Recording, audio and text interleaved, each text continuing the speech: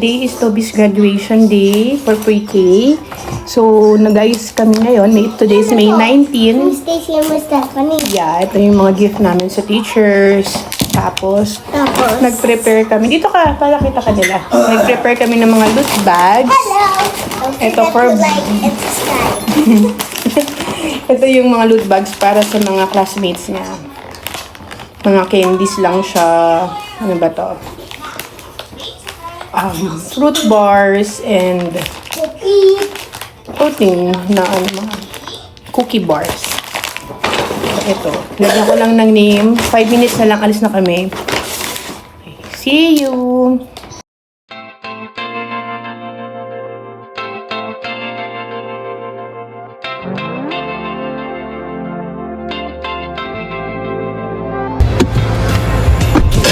Hey, Toby! Are you excited? I'm so far from home. All the rumors true. The vibes are just heading.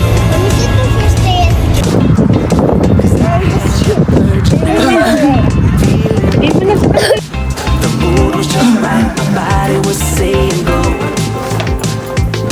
Cause I'm feeling alive when I stroll down the road. Got a kick in my feet and a fire in my soul. And I know it's gonna be magical. Very simple lang dito yung gagawin ko. Ganun na lang. Walang nakalagay dyan sa mga diba? Sobrang Naman picture kita doon dali. pwede kong make arrangements sa pwede kong mag-try. Sabi ko yung picture. Jello Viva! Toby, that's Another weekend's here to get out of town. I won't dig my heels or brush my step to the sound. Cause I'm feeling alive when I stroll down the road. Got a kick in my feet and a fire in my soul. And I know it's gonna be magical. Bright lights keep me up all night. I got some slick moves and I feel alright. You got me tap dancing. You got me tap dancing. I put a cakewalk in my step tonight. I'm ready to go, ready to fly. You got me tap dancing. You got me tap dancing. Tap dancing. A beautiful journey into your soul. The music take control. Cause I'm feeling alive when I stroll down the road. Got a kick in my feet and a fire in my soul. And I know it's gonna be magical. Bright lights keep me up all night. I got some slick moves and I feel alright. You got me tap dancing. You got me tap dancing. I put a cakewalk in my step tonight. I'm ready to go, ready to fly. You got me tap dancing. You got me bright lights keep me up all night.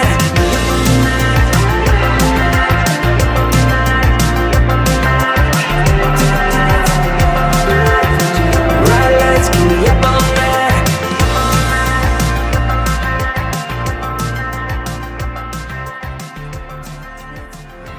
I came all this way tonight. I'm so far from home. All the rumors true, the vibes I just had to know. Cause I had the urge and now feeling the flow. The mood was just right, my body was saying go. Cause I'm feeling alive when I stroll down the road. Got a kick in my feet and a fire in my soul. And I know it's gonna be magical. Bright lights keep me up all night. I got some slick moves and I feel alright. You got me tap dancing. You got me tap dancing. I put a cakewalk in my step tonight. I'm ready to go, ready to fly. You got me tap dancing. You got me tap dancing.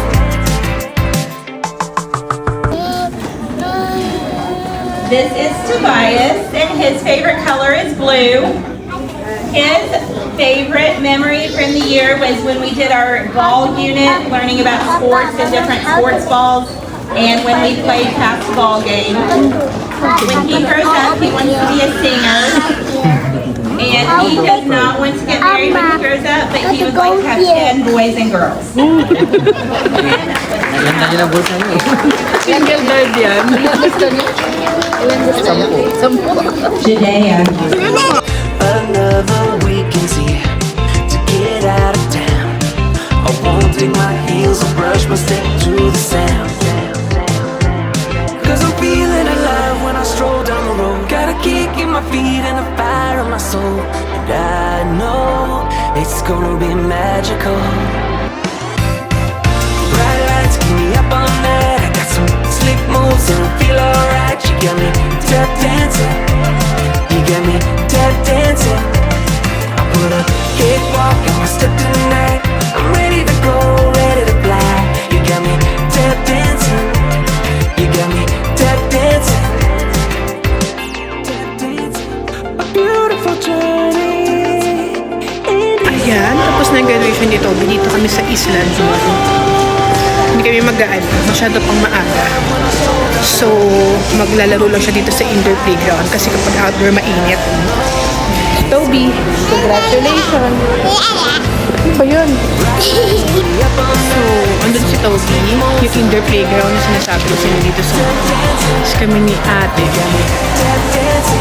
Mag-ano kami, massage chair. Si daddy nandun. Kita niya ba siya? Basta somewhere nandyan si daddy, waiting. So, mag-relax lang ako ng few minutes at kukwento ko sa inyo yung input ko dito sa mga graduation dito sa US. Okay na? Yan, sarap na. Bye! Later ulit! So, ayan. Dito kami ngayon sa Grand Buffet. Wala kami maisip na makainan na ready na kaagad. Cause I'm feeling alive when I stroll down the road. Got a kick in my feet and a fire in my soul. And I know it's gonna be magical. Bright lights keep me up all night. I got some slick moves and I feel alright. You got me tap dancing. You got me tap dancing. I put a cakewalk in my step tonight. I'm ready to go, ready to fly. You got me tap dancing. Thank you, Ate. Congratulations to graduation celebration. Congratulations, Toby. Thank you. So, ito yung, okay, bahay na kami. Ito yung gift, na nandoon sa table nila. Nakalagay. Itabirin mo. Goodbye Ah, to heart. dito kasi,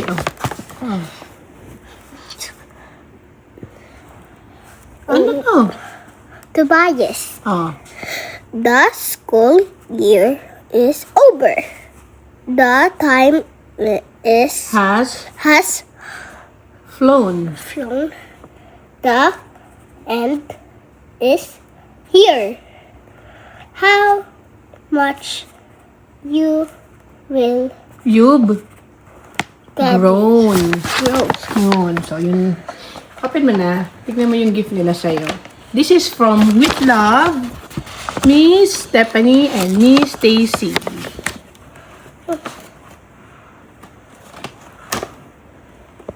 Wow! Wow! This is just I wanted. Siya mo sa vlog. Siya mo sa kanila. What is Heart. this? Ano yung monster truck? What's this? Soul Age. Siya mo sa kanila. What is this? What is here? What is that? Little dinosaurs. A snake! And snake. Mini cookie alphabet. May toy. Tapos meron siyang Cool Aid. What Tapos is this? dito ay A ito yung dino. report. A turtle! Mom, it's a turtle! ito A yung report card turtle! niya. A turtle! Basahin ko muna, okay? Hi! Today is May 20 and it's 6 p.m. past na. So, hindi na ako nakapag-outro yesterday dun sa vlog ng graduation ni Toby. Naka-uwi kami. Nag-target kami after namin mag-lunch. bumili kami ng electric fan kasi yung weather dito medyo mainit. Ayaw naman namin palaging naka-aircon. So, the next, pagka-shower namin, lahat kami tulog. So, nagising kami, siguro nag-nap kami na around 2 p.m. Nagising kami lahat 5:30, almost 6 p.m. So, yung binawi talaga namin yung rest day namin. Tapos, afternoon dinner, and then, nanood kami ng movie ni Dad ng yung kay Anne and kay Jericho, yung The Loved One. Okay lang, not so naman dun sa movie. Baka ako lang. So, ayun. Today is Wednesday, may pasok si Dad. Ako naman tomorrow pa yung pasok ko and Friday. Because this week, yung pasok ko is Thursday and Friday lang. So, hindi ako masyadong nagkilos for today. Nagluto lang ako ng soup na, kasi usually pa nagluluto ako, tinatamba ko na siya sa freezer para ilang araw gusto namin initin. Or, ayun.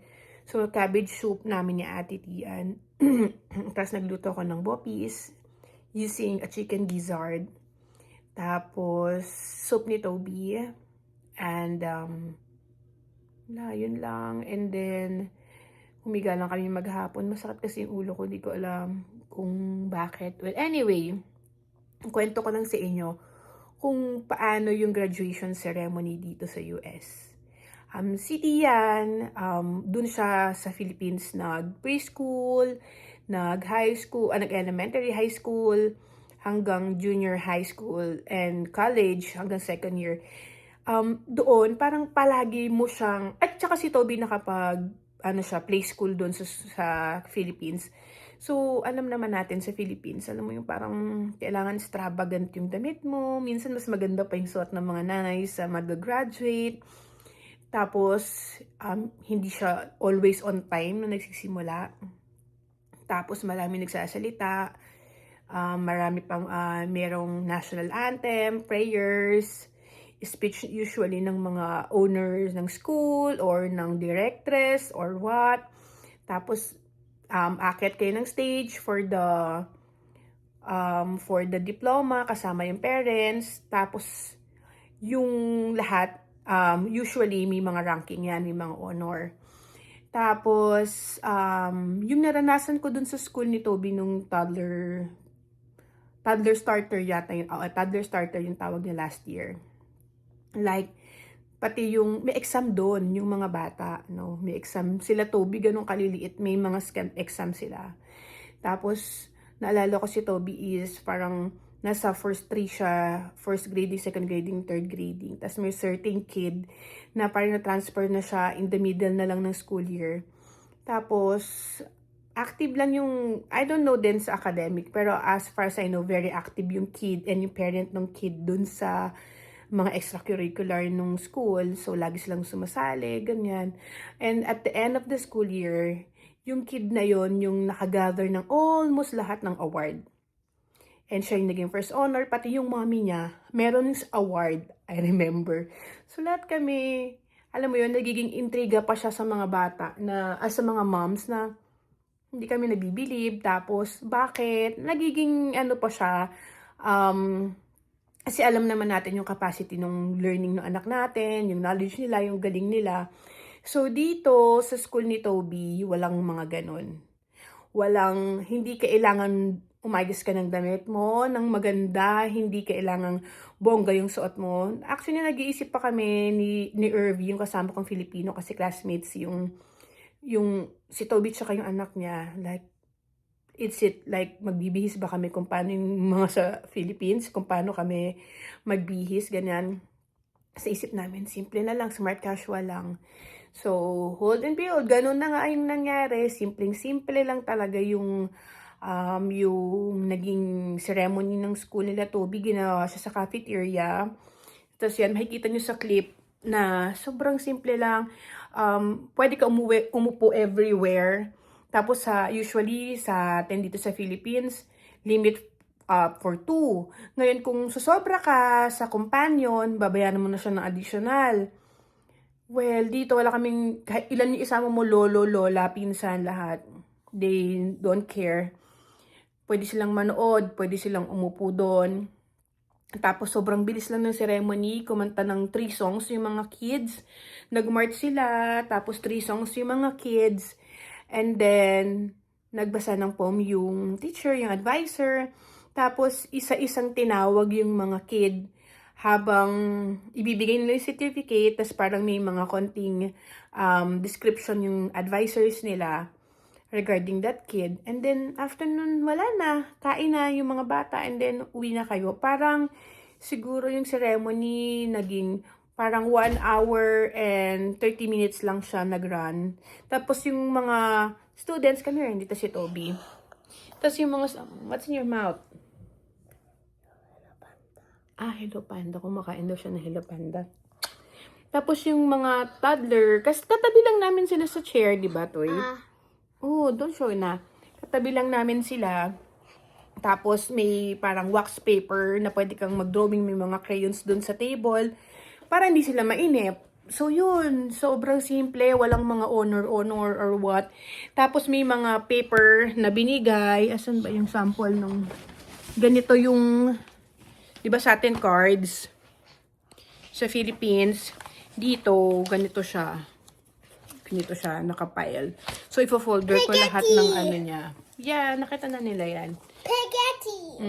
So, ayun. Ganun siya, na parang nakalagay dito yung social, emotional, kung nagwa-manage ba yung feelings niya. Baba. Nagbablog tayo. So, yun. Kunwari, dito, meron siyang nakalagay sa card, manage feelings. Tobias is control strong emotion in an appropriate manner most of the time. Yung mga ganun, may mga... Red Riding Hood. Yeah.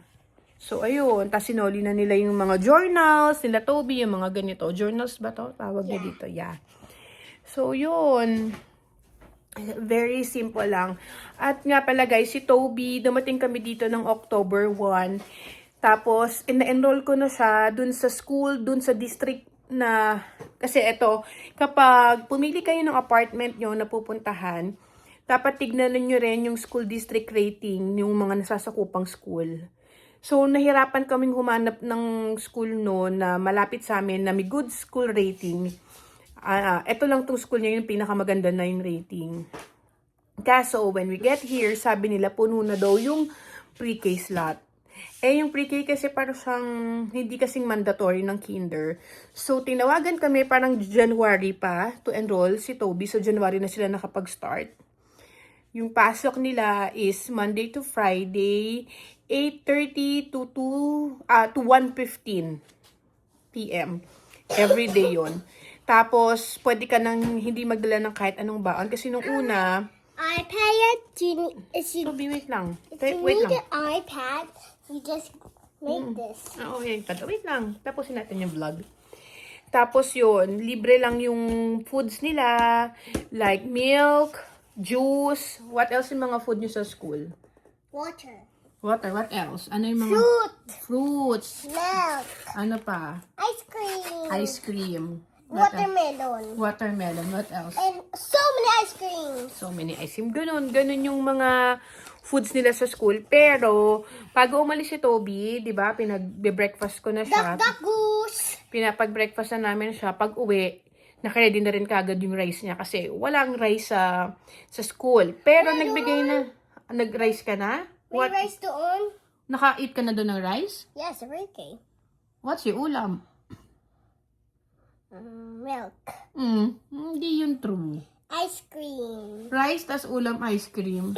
Hindi, wag kang... With eggs. With eggs daw yan. I mean orange chicken. Yun, with orange chicken. Yun yung meron naman palang rice with orange chicken. Mostly kasi hindi niya naman sa amin sinasabi yung pagkain. Different than rice. Fried rice? Yeah. Fried. Ayun. So, yun. Meron palang rice, sabi niya. Pero mostly sabi ni mga tacos. Ano to tacos. Waffles. Ganyan. Cookies. Tacos. So, pag uwi, Tacos. inire-ready namin palagi. tacos. Tacos, yeah. Pag uwi, naka-ready na rin yung food niya, yung rice and ulam niya para kakain na rin siya dito. So, yun. Mahalaga na nakikita nyo rin yung school rating ng lilipatan yung county kung saan yung apartment na napili nyo. Kasi it matters. Ano ba yung naging factor? Bakit ito yung napili kong apartment? Kasi kapag pumili ka ng apartment, kailangan i-consider mo din yung school district kung saan siya kasi hindi to tulad ng Philippines na kung saan mo gustong papasukan yung anak mong school, gaano man siya kalayo sa inyo or what dito. May district na nasasakupan yung address mo. So, yun. It matters.